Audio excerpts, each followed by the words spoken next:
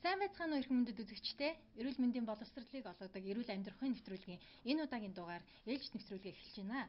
Тэгэхээр өнөөдрийн манай дугаарт Баян Зүрх дүүргийн эрүүл мэндийн нэгдлийн Сүрьегийн диспансерын эхэмч Саран Туяа профессор нар маань хүрэлцэн ирээд байна. Сайн байцгаана уу? Та бүхэнд энэ үеийн дэврэгэй.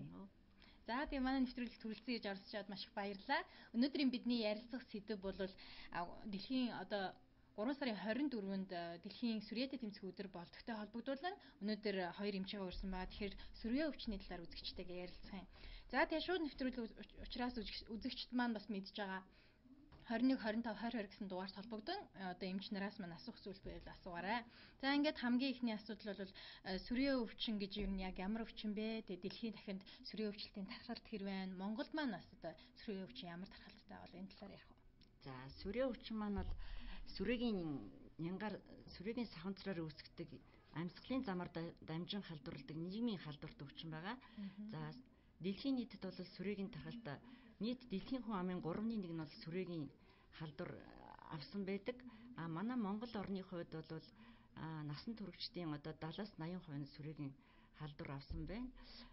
Сүрьегийн үүсгэгч нь анх 1882 онд нээсэн.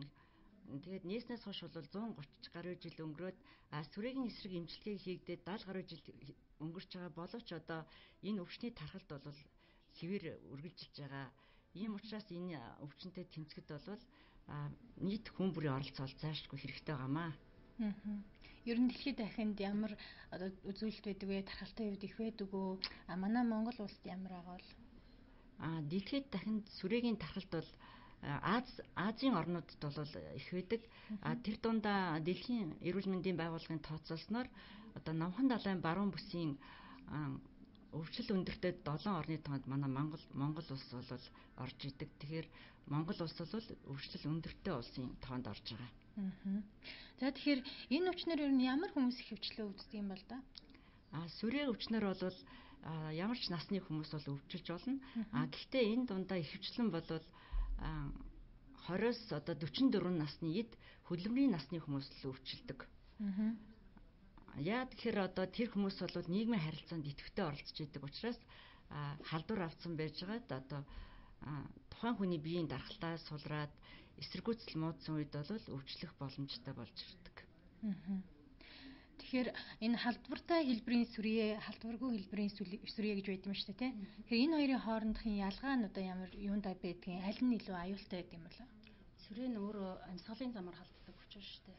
Угаасаа нийгмийн халдварт өвчин гэдэг чинь амьсгалын замаар халддаг учраас л тэгж хэлж байгаа. Амьсгалын замаар халддаг өвчин учраас гэмтээдэг эрхтний янз бүр байдаг. Ихэвчлэн уушгийг 70% гэж байгаа. 70% гэмтээдэг. Уушигны бус эрхтний гэхээр бусад эрхтнүүдийг гэмтээдэг. Энэ нь болохоор халдвартай халдваргүй хэлбэрийн сүрье гэж ялгчихж байгаа байхгүй. Уушигны мөртлөө өөрөө сүрьегээр өвтчөөд амьсгалынхаа замаар буцаагаад халдвар тарааж байгаа бол тэр нь болохоор халдвартай хэлбэрийн сүрье.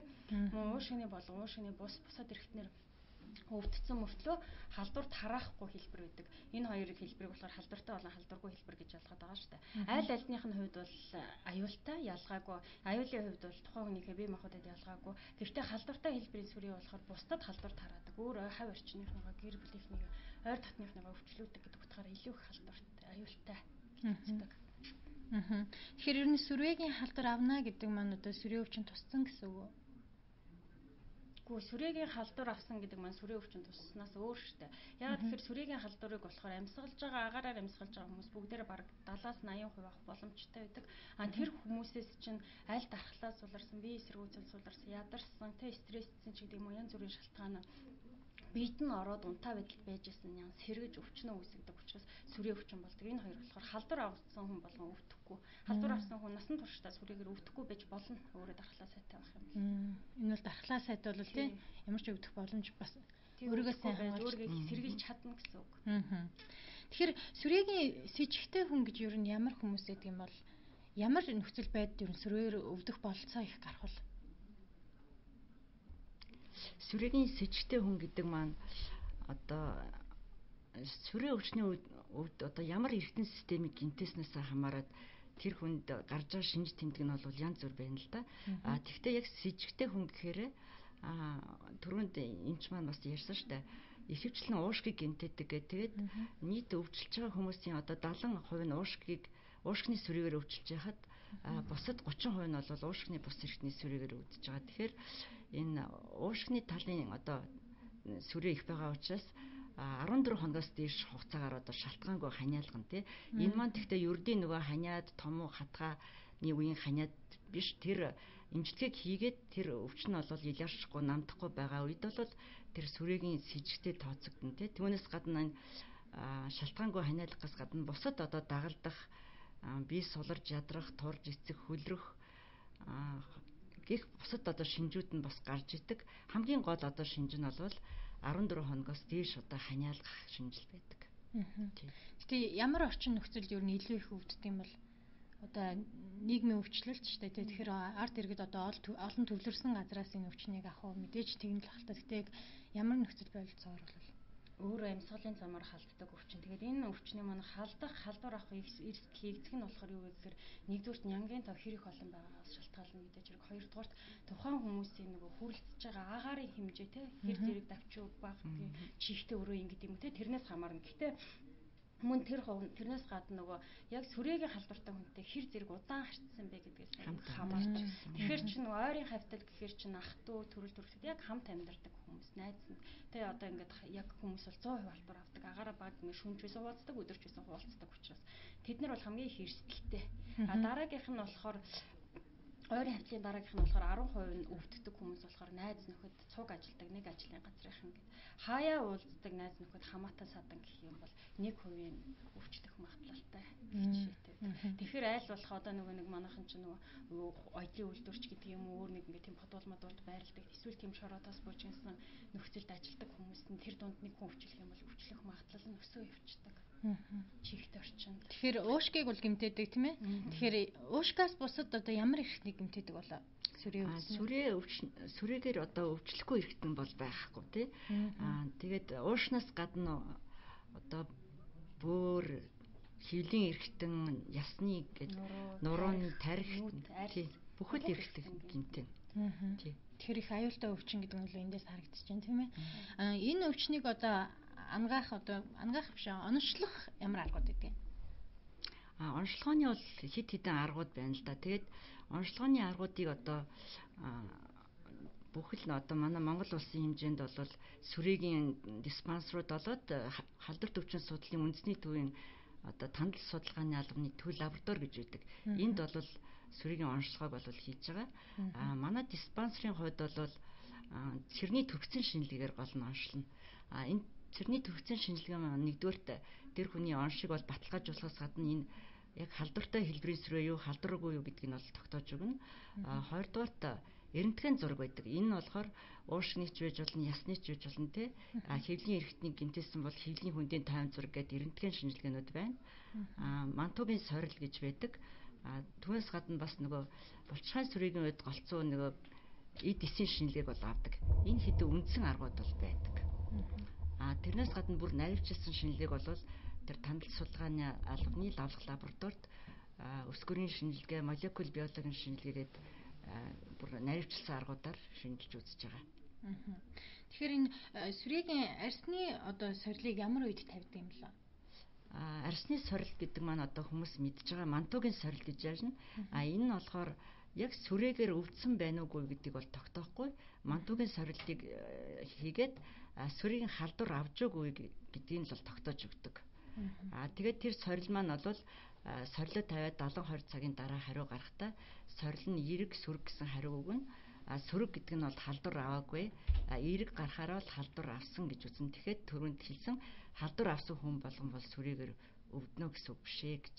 Тэгээ арсны сорилын хувьд болохоор яг энийг болохоор насан турш хүмүүст нэг хийгээд авах онцгийн шаардлагагүй. Тэртээ тэргүй амьсгалын замаар халдвар авсан. Монголд бол бараг 70-80-90% шахуу авсан байдаг. Тэгэхээр энэ бид нар болохоор хамгийн их ач холбогдол өгдөг нөгөө БЦЖ вакцины хийлгээгүүд хөрөхөд ямар нэг шалтгаанаар хийлгээгүй хүмүүс дутуу төрсөн ч гэдэг юм уу те. Ямар нэг жин хүрээгүй, жин батаа байсан ч гэдэг юм уу. Тиймэрхүү шалтгаанаар 48 цагийн дотор БЦЖ вакцины хийгдээгүй хүүхдүүдэд БЦЖ вакциныг хийхийн өмнө заавал тавьж үздэг байгаа. Мөн тэгээд гэр бүлээс нь халдвартай болон халдваргүй хэлбэрийн сүрээтэй хүмүүс онцлогдсон тохиолдолд тухайн гэр бүлд хамт амьдарч байгаа 15 хүртэлх насны хүүхдүүдэд сорилт тавьж халдвар авч юугүй юу гэдгийг үзэж онш тодруулах, оншийн ач холбогдолтой. Тэгэхээр илүү ач холбогдолтой. Тийм байна. Тэ өршлөн сэргийлэх бол маш том арга тий. За тэгэхээр одоо яг энэ сүрээгийн эмчилгээний талаар асуух чинь л да. Яг яаж эмчлэгддэг вэ? Үе шатын талаар. За сүрээгийн эмчилгээ бол ер нь дэлхийн нийтээр бол адилхан нэг зарчмаар эмчилнэ. Манай Монголд ч ялгаагүй, Хятад, манай хөрш 2 орн биш та Хятад, Оросын холбооны улс бүгд сүрээгийн өвчтөл ихтэй улсууд байгаа. Тэгээд энэ бол шууд хяналттай богино хугацааны эмчилгээ гэсэн юм үндсэн зарчимтай байдаг. Ерөнхийдөө бол 2 үе шатаар эмчилгээ маань явагддаг. Эхний эрчим эмчилгээний шат гэж байна. Энэ нь болохоор 2 сараа сүрээгийн эсрэг үндсэн 4 эмийг хэрэглэж байгаа. Тэгээд үргэлж шатны эмчилгээнд бол 2 эмийг хэрэглэнэ. Энэ сүрээгийн эсрэг эмчилгээнүүд бол дандаа тэр сүрээгийн нянг устгах зорилготойгоор эмчилгээ хийж байгаа. Тийм диспансерд бол халдвартай хэлбэрийн сүрээтэй өвчтнийг бол эхлээд халдварыг нь арилгаж устгахын тулд эхлээд клиникийн эмнэлэгт хэвтүүлээд тэгээд халдвар нь арилсны дараа бол диспансертаа эмчилгээ явуулна. Уушны бус эрхтний халдваргүй сүрээнүүдийг бол зүгээр диспансерт нийт курс эмчилгээгээ хийж болно. Ингээд эмчилгээ хийлгэж явах явцад хүмүүс ерөнхийдөө эмчилгээ таслах одоо байдал гарах уу те? Энийний хор уршигын талаар үзэгчдээс ойлгуулж өгвөл. Эмчилгээ чинь 6 сар өдөр болгон тогтмол цагт 4 ширхэгтэй хүний биеийн хажингээс тааруулаад хүүхдүүд бол 2 ширхэг, насан турш хүмүүс 3-аас 5, 6 ширхэг юм тогтмол өдөр болгон 6 сарын туршуудаг. Энэ бол бас урт хугацаа. Тэгэхээр хүмүүст ямар зүрийн амьдралын шаардлагаарч гэдэг юм уу, эсвэл эмчилгээнээс шантрахч гэдэг юм уу, эсвэл эмийн гаж нөлөө өгч гэдэг юм уу, тиймэрхүү тохиолдолд тэр хүмүүс болохоор эмчилгээ таслах тохиолдол байдаг. Олон хүн эмчилэгддэг учраас энэ тохиолдолд эмчилгээ таслахад яах вэ гэхээр эмчилгээнд маань одоо ингээд 4 төрлийн эмийг эрчим эмчилгээний шат болгоод хэрэгжилж байгаа шүү дээ. Энэ эмчилгээ ч үндсэндээ 2-3 сар явдаг. 2-3 сар явж байгаа эмчилгээний нэг сар болчоод ингээд нөгөө нян цөөрөөд угаасаа унтай байдалд ороод идэвхэн сулраад өвчтний биеийн байдал гайгүй болоод эхэлж хахад нэг 7 хоногор ч юм уу эмчилгээ таслаад эсвэл нэг хэд хоногор таслаад хэд хоногор уугаад эсвэл нэг хэд хоног таслах ч гэдэг юм уу. Тиймэрхүү үед болохоор яадаг вэ гэхээр эмэнд тасалтай сүрээ гэж үүсдэг. Яагаад гэхээр одоо энэ сүрээгийн үед эрчимтэй эмчилгээний шатанд хэрэгжилж исэн 4 эм маань нөгөө нян чинь өөр унтаа байдалд ороод тэр энэ тодорхой хэмжээгээр үйлчилсэн байгаа шүү дээ. Тэгэхээр чин тэрний эсрэг бас ингээд нөгөө юу яагаад бүрхүүлтэй болоод энэ эм маань үйлчлэгээ болдог. Одоо өөрөөр хэлбэл олон эм тасалтай сүрээгээ одоо шинээр аягүй хэсэд байгаа гэд энэ олон эм тасалтай сүрээ үүсдэг. Тэгээд дээрээс нь буцаагаад халдвар таардаг. Нөгөө унтаа байдалд байсан нянгууд маань бүгдээрээ хоногийн 24 цагт хуваагддаг нянгууд чинь дахиад үржиж оншрол өшөө хортой хүнд хэцүү халдварыг тараадаг. Тэгэхээр нөгөө хажууд байгаа хүмүүс халдвар авахтаа нөгөө хүнд хэлбэрийнх нь олон эм тасалтай сүрээгээ халдвар авах ч гэдэг юм тиймэрхүү тохиолдол гардаг. Эсвэл гэлтэн хальсны сүрээ байх юм бол гэлтэн хальсны сүрээ одоо уушиг устдах гэж ярьдаг штэ манайхан тий. Тэр уушиг устдах хэлбэрийн сүрээтэй байгаа тохиолдолд эмчилгээ таслах юм бол дараагийн хүндрэл менингит болдог ч гэдэг юм уу. Тиймэрхүү хүндрэлүүд өвчин заавал хүндэрч эргэж тохиолддог. Тэрнээс биш өөр аяндаа эдгэрдэг өвчин биш учраас тэр бол эдгэрнэ гэсэн ямар ч юу байхгүй эргэлж өвчин хүндэрдэг өшөө хүчтэй халдвар тараадаг. Тэгэхээр ер нь их маш хүндрэлтэй хэцүү өвчин юм. Нэгэнт одоо өвдвөл эмчилгээ хийх явц бол урт хугацаанд байдаг. Төвчээртэй байж энэ өвчнийг даван туулах юм байна. Хүний сэтгэлийн тэнхээ маш их шаарддаг юм байна, тий. Тэгэхээр энэ эмэн тасалтай гэд тий ярьлаа л да сая. Тэгэхээр эмэн тасалтай одоо юм сүрээгийн өвчлөлт ихсэж байгаа тийм ээ. Тэгээ энэ талаар ерөнхийдөө тайлбарлаж өгөө. Эмэн тасалтай гэдэг. Эмэн тасалтай сүрээ гэдэг маань яг сүрээгийнхаа нэг үндсэн эмүүд тасалтай нянгаар анханасаа бас үүсгэгдсэн байж болно л доо.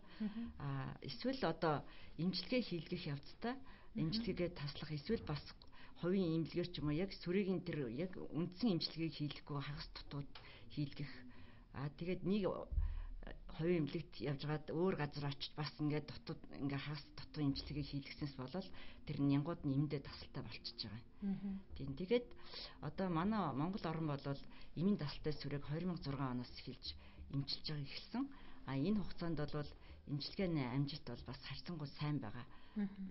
Одоогийн байдлаар бол эмчилгээний амжилт бол 70% орчим байгаа. Болохоор бас эмчилгээ бол амжилттай хийгдэж байна гэж бид нар үзэж байгаа.